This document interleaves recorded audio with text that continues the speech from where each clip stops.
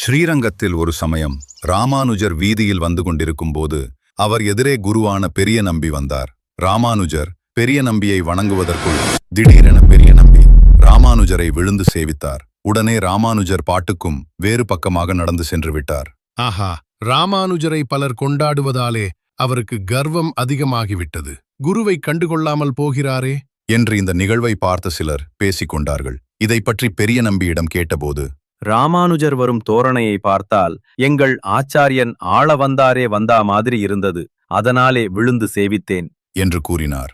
ஆச்சாரியன் சேவிக்கும்போது கண்டுகொள்ளாமல் போய்விட்டீரே, ஏன் சுவாமி என்று சிலர் ராமானுஜரிடம் கேட்டபோது, ஏன் நமஸ்கரித்தீர்கள் என்று எனது குருவை நான் கேட்டால் அதை அங்கீகரித்ததாக ஆகிவிடும். அவர் எங்கேயோ சேவிக்கிறார், நான் எங்கேயோ போறேன் என்று போய்விட்டேன்.